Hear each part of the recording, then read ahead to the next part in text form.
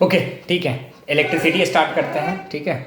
और electricity basically बहुत important हम कह सकते हैं कि फैसिलिटी है हमारे कंट्री में, जिसके हेल्प से हमारा पूरा लाइफ ही इलेक्ट्रिसिटी पे डिपेंडेंट है, ठीक है। तो ये डिपेंडेंट है, इससे तो नंबर आएंगे नहीं, हमें पढ़ने पड़ेंगे पहले क्या क्या टॉपिक्स हैं इसके अंदर, ठीक है। सबसे पहला टॉपिक है इलेक्ट्रिक चार्ज, ठीक है। तो बेसिकली एक फंडामेंटल पार्टिकल होता है किसी भी मैटर का। मैटर जो होते हैं, कोई भी जो एटम होता है वो इलेक्ट्रॉन, प्रोटॉन और न्यूट्रॉन से मिलकर बना होता है। तो बेसिकली फंडामेंटल पार्टिकल जो होता है वो चार्ज होता है, ठीक है। और चार्ज में भी निगेटिव और पॉजिटिव हो सकते हैं, और इसका जो ऐसा यूनिट होता है वो कूलम्ब होता है। चार्ज एक फंडामेंटल पार्टिकल है और उसका जो ऐसा यूनिट है वो कूलम्ब है, ठीक है।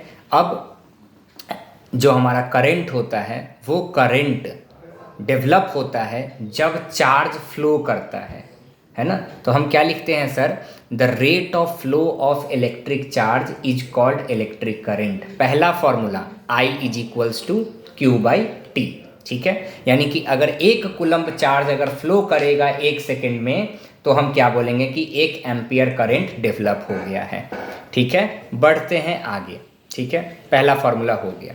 दूसरा फार्मूला क्या है सर? दूसरा फार्मूला है सर हमारा वोल्टेज यानी कि पोटेंशियल से रिलेटेड, ठीक है।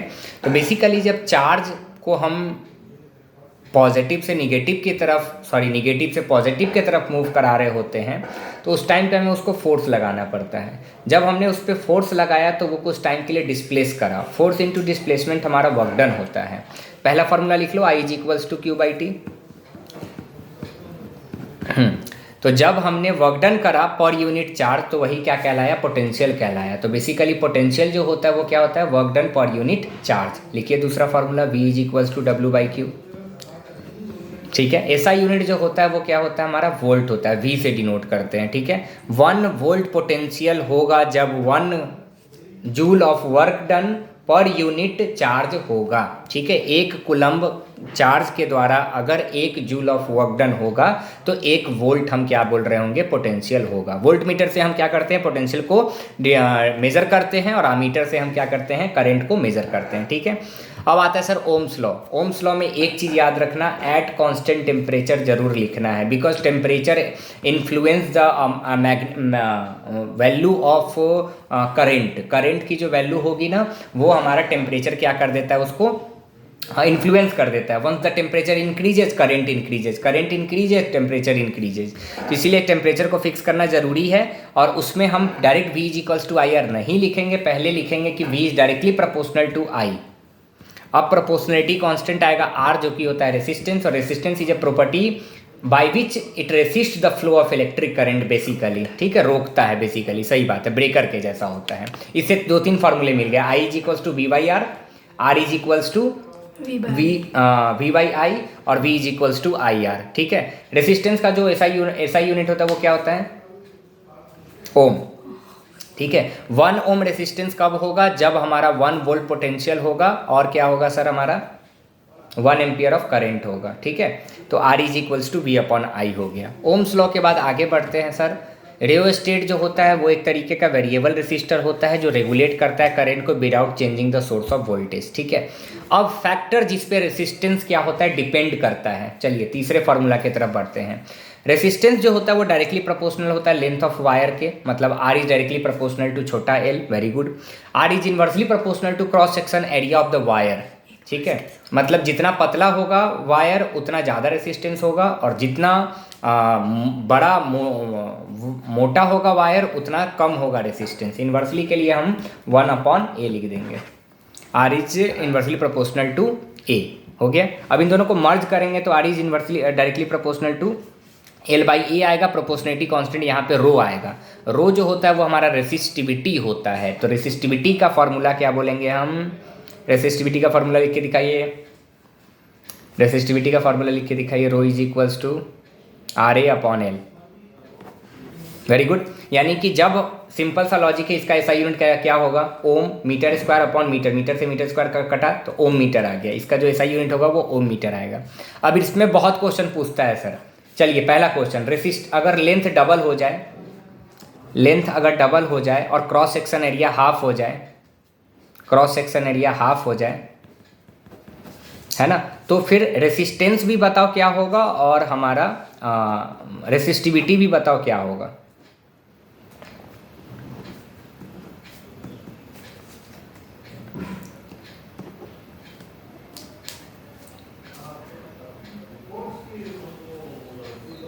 ठीक है। तो रेसिस्टिविटी जो आया हमारा वो 1/4 हो गया और रेसिस्टेंस जो हुआ वो 4 टाइम्स हो गया। ठीक है, आगे बढ़ते हैं सर। रेसिस्टिविटी हो चुका है सर। अब जो रेसिस्टर होंगे ना वो इलेक्ट्रिक सर्किट में सीरीज या पैरेलल कॉम्बिनेशन से हम क्या करते हैं सर, कंबाइन करते हैं। ठीक है, लेकिन इंपॉर्टेंट ये है कि सर सीरीज में करंट सेम होगा और वोल्टेज डिफरेंट होगा। आई सेम होगा और वोल्टेज क्या होगा, लिखो यहाँ पे, आई सेम होगा, करंट सेम होगा, वोल्टेज डिफरेंट होगा सीरीज में। और पैरेलल में हमारा करंट डिफरेंट होगा ईच रेसिस्टर का, और वो पोटेंशियल जो होगा वो हमारा वोल्टेज जो होगा वो क्या होगा, सेम होगा, V सेम होगा और हमारा I डिफरेंट होगा। अब हमें इक्विवेलेंट रेसिस्टेंस निकालने को आता है, तो ये तो काफ़ी easy, R1 plus R2 plus dot dot dot RN तक चले जाएंगे सीरीज के लिए, और पैरेलल के लिए 1/R equivalent is equals to 1/R1 plus 1/R2 plus 1/R3 कर लेंगे। ठीक है, ईजी है, बन जाएगा। अगर लेट सपोज करो कि किसी सर्किट में दिए हुए हैं दो पैरेलल दिया हुआ, एक सीरीज दिया हुआ, तो पहले दो पैरेलल को करेंगे, दो पैरेलल को करने के बाद उसकी जो वैल्यू आएगी उसको हम सीरीज के साथ मर्ज कर देंगे। ठीक है, चलो बढ़ते हैं आगे। Heat, joules law of heating बोलते हैं इसको। हीट जो होता है ना वो डायरेक्टली प्रोपोर्शनल होता है करंट के, डायरेक्टली प्रोपोर्शनल होता है रेसिस्टेंस के, डायरेक्टली प्रोपोर्शनल होता है टाइम की, इसीलिए इसका फॉर्मूला बहुत ईजी है, I²RT। Very good. अब इसमें मैं आपसे वो बोलूँ कि करंट हमारा डबल हो रहा है तो हीट क्या होगा, होल स्क्वायर करना इस बार, फिर से 2I² मत लिख देना। तो हमारा हीट जो हुआ वो 4 टाइम्स हो गया। Very good. चलिए, हीट का भी SI यूनिट हमारा जो होता है वो जूल ही होता है। ठीक है, अब बढ़ते हैं सर पावर के तरफ। पावर क्या होता है, पावर के बहुत सारे फॉर्मूले हैं। ठीक है, product of potential and current, VI होता है हमारा पावर, और इस और फार्मूला होगा ओम्स लॉ अप्लाई करेंगे तो V²/R हो जाएगा, I²R हो जाएगा, P = I²R हो जाएगा। पावर का ऐसा यूनिट होता है वॉट। ठीक है, 1 किलोवाट इज इक्वल्स टू जो होता है वो बेसिकली 1000 हमारा वॉट होता है। अब आते हैं एनर्जी के तरफ। एनर्जी का फॉर्मूला होता है kilowatt hour, energy is equals to kilowatt hour. हमें किलोवाट आवर निकालने को आते हैं जब हमें बिजली बिल निकालना होता है तो। ठीक है, सबको मल्टीप्लाई कर देते हैं। ठीक है, अब आते हैं सर मैग्नेट के तरफ। मैग्नेटिज्म क्या है सर, तो मैग्नेट एक ऐसा ब्लैक सब्सटेंस हमें मिला। ठीक है, तो वो सब्सटेंस बेसिकली चीज़ों को क्या करता था, अट्रैक्ट करता था। ठीक है, अब मैं आपको बताना चाहता हूँ, ठीक है, कि मैग्नेट की प्रॉपर्टी क्या क्या है। उनके दो पोल्स होते हैं, एक नॉर्थ पोल होता है, एक साउथ पोल होता है। लाइक पोल जो होते हैं वो बेसिकली रिपेल ईच अदर, और अनलाइक पोल जो होते हैं वो अट्रैक्ट ईच अदर। ठीक है, फ्रीली जब किसी भी बार मैग्नेट को सस्पेंड करोगे तो वो जो हमारा जो डायरेक्शन वाला जो हमारा नॉर्थ साउथ है उसके तरफ वो हो जाता है। ठीक है, आगे बात करते हैं। अगर आप मैग्नेटिक सब्सटेंस बनाना चाहते हो, ठीक है, तो वो आपका आयरन, निकेल और कोबाल्ट और स्टील के साथ बनेगा। पूछा जाता है कि वो मैग्नेट बताओ सब्सटेंस जो मैग्नेटिक सब्सटेंस होते हैं, वो होता है हमारा, सॉरी, ये सारे के सारे मैग्नेटिक सब्सटेंस होते हैं, मतलब कि मैग्नेट से क्या होते हैं सर, अट्रैक्ट होते हैं। ठीक है, कौन कौन, आयरन, निकेल, कोबाल्ट, स्टील। लकड़ी, ग्लास, कॉपर, एल्युमिनियम, ब्रास, ये सब नहीं अट्रैक्ट होता है मेटल के साथ। ठीक है, मैग्नेटिक फील्ड क्या होता है, तो there is a force produced by magnet which creates a field where the effect of magnet happen और एग्जिस्ट। ठीक है, और the area around a magnet in which magnetic force can be experienced is known as magnetic field. The area around a magnet in which magnetic force can be experienced is called magnetic field. इसका tesla होता है ऐसा unit. अब simple सी बात ये है sir हमारा कि मैग्नेटिक फील्ड लाइंस क्या होते हैं, तो ये it is a imaginary line होते हैं ये, और जो कि हमारे मैग्नेट के चारों तरफ होते हैं। इसको प्राप्त करने के लिए हम क्या करते हैं, कंपास लेके घुमा देते हैं, तो हमें मिल जाता है कि नॉर्थ पोल से ओरिजिनेट हो रहा है, साउथ पोल की तरफ इंड हो रहा है। ठीक है, और साथ ही साथ अगर हमने आयरन के फीलिंग्स बहुत सारे टेबल पर रख दिया तो वो भी देखा कि हमने एक पैटर्न में आ गया। मैग्नेटिक फील्ड लाइंस के प्रॉपर्टीज पूछ देते हैं, जल्दी से बताओ 3 प्रॉपर्टीज बताओ, 3 प्रॉपर्टीज। नॉर्थ से साउथ के तरफ, नॉर्थ से स्टार्ट होंगे, साउथ पे जाएंगे, क्लोज लूप बनाएंगे, और they will never intersect each other. Magnetic field lines never intersect each other. ठीक है, right hand thumb rule, anti clockwise तो करंट की डायरेक्शन ऊपर, एंटी क्लॉकवाइज अगर मैग्नेटिक फील्ड है तो क्या होगा, करंट की डायरेक्शन ऊपर, और क्लॉकवाइज मैग्नेटिक फील्ड की डायरेक्शन है तो करंट की डायरेक्शन नीचे। ये राइट हैंड थंब रूल है। ठीक है, आगे बढ़ते हैं सर, आगे बढ़ते हैं। ये बहुत ही ईजी है सर। किसी भी सर्किट में अगर स्ट्रेट रॉड लगा दिया, सर्कुलर रॉड लगा दिया और सोलेनॉइड लगा दिया तो मैग्नेटिक फील्ड कैसा होगा। ठीक है, तो अगर हमने स्ट्रेट रॉड बना दिया तो सर्कुलर लिखने से काम नहीं चलेगा, कॉन्सेंट्रिक सर्कुलर लिखना पड़ेगा। कॉन्सेंट्रिक सर्कुलर हमारा लूप बनेगा स्ट्रेट करंट कैरिंग वायर में, जो कि सेंटर्ड होगा वायर पे, ठीक है। अच्छा, मैग्नेटिक फील्ड जो होगा वो करंट के स्ट्रेंथ पर डायरेक्टली प्रोपोर्शनल होगा, डिपेंड करेगा, ठीक है। और magnetic field distance of conductor से इन्वर्सली प्रोपोर्शनल होगा। जितना नज़दीक होगा उतना मैग्नेटिक फील्ड जो होगा वो स्ट्रॉन्गर होगा, जितना दूर जाते जाओगे उतना कम होगा। सर्कुलर है अगर करंट कैरिंग वायर हमारा, तो उसके बीच से एक आपका सीधा बनेगा, उसके ऊपर फिर लूप, नीचे फिर लूप, ठीक है। सोलेनॉइड में क्या होता है सर, सोलेनॉइड के अंदर स्ट्रेट और पैरेलल मैग्नेटिक फील्ड बनते हैं, और हमारा क्या होता है सर, फिर लूप बनाने लगते हैं। सोलेनॉइड क्या होता है बेसिकली, तो रेगुलर इंटरवल ऑफ जब टर्न हम दे देते हैं किसी भी स्ट्रेट वायर को, तो वो सोलेनॉइड में बन जाता है। तो sir straight current carrying wire का कॉन्सेंट्रिक सर्कुलर मैग्नेटिक फील्ड बनेगा। सर्कुलर करंट कैरिंग वायर का कॉइल का जो होगा वो हमारा बीच से, सेंटर से एक सीधा लाइन बनेगा, उसके ऊपर सर्कुलर लूप, नीचे सर्कुलर लूप।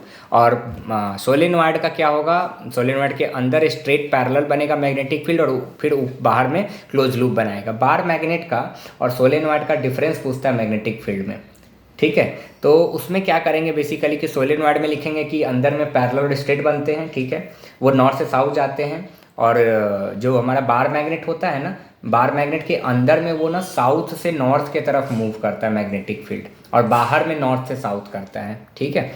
आगे बात करते हैं सर कि जब कभी भी हमारा लेफ्ट हैंड ले लेते हैं, जब कभी भी मैग्नेटिक फील्ड है, जब कभी भी करेंट है, तो there is a force experienced, है ना। और वो फोर्स जो होगा वो फोर्स हम डिसाइड करेंगे फ्लेमिंग्स लेफ्ट हैंड रूल से। तो फ्लेमिंग्स लेफ्ट हैंड रूल ये बोलता है कि जब हम अपने थंब को, फोर फिंगर को और मिडिल फिंगर को जब स्ट्रेच करते हैं परपेंडिकुलरली, सारे एक दूसरे से परपेंडिकुलरली हैं, तो बीच वाला हमारा क्या बोलता है ये बताओ। फोर फिंगर जो है ना ये मैग्नेटिक फील्ड बताता है, ये करंट बताता है मिडिल फिंगर, और थंब हमारा फोर्स बताता है, ठीक है। तो फ्लेमिंग्स लेफ्ट हैंड रूल हो गया हमारा। अब ये एक सेटअप भी है सर, रॉड को अगर हमने किसी सेटअप में अगर हमने लटका दिया है और हॉर्सू मैग्नेट डाल दिया है, तो मैग्नेट हमारा करंट कैरिंग रॉड से परपेंडिकुलर होगा, तो करंट और मैग्नेटिक फील्ड परपेंडिकुलरली हो गया, तो उससे क्या होगा, एक फोर्स जनरेट होगा, और वो जो रॉड होगा ना वो डिस्प्लेस कर जाएगा। लेट सपोज करो वो लेफ्ट की तरफ डिस्प्लेस कर रहा है, ठीक है। अगर हमने करंट के डायरेक्शन को बदल दिया तो वो राइट की तरफ डिस्प्लेस कर देगा। AC/DC आ रहा है, अल्टरनेटिंग करंट, सिंपल सा बात है कि अगर वो अपना पीरियोडिकली अगर अपना डायरेक्शन चेंज कर रहा है, तो ये हमारा वेव वाला जो होता है ना, ऐसे ऐसे, ये हमारा AC का डायरेक्शन हो गया। डायरेक्ट करंट मतलब वो अपने करंट को डायरेक्ट रखे हुए है और वो अपने डायरेक्शन को चेंज नहीं करता है, ठीक है। फ्रीक्वेंसी पूछ सकता है AC का 1/50 हर्ट्ज होगा, ठीक है। और डोमेस्टिक इलेक्ट्रिक सर्किट में लाइव वायर होता है, न्यूट्रल वायर होता है, और एक अर्थिंग वाली वायर होती है। लाइव वायर में 220 वोल्ट होता है हमारा, ठीक है। और ये रेड कलर से कवर होते हैं, ये पॉजिटिवली चार्ज होते, पॉजिटिव इसको बोलते हैं, न्यूट्रल को निगेटिव बोलते हैं। और अर्थ वायर जो होता है वो ग्रीन कलर का होता है, protect us from the electric shocks in the case of, जब आप उसको क्या करते हो, कैच करते हो। तो शॉर्ट सर्किट और ओवरलोडिंग क्या होता है, तो शॉर्ट सर्किट का मतलब क्या होता है कि जब न्यूट्रल वायर और लाइव वायर एक दूसरे को टच कर लेते हैं, बर्न कर गया प्लास्टिक कोटिंग, दोनों टच कर गए, तो वो क्या हुआ, शॉर्ट सर्किट हो गया, ठीक है।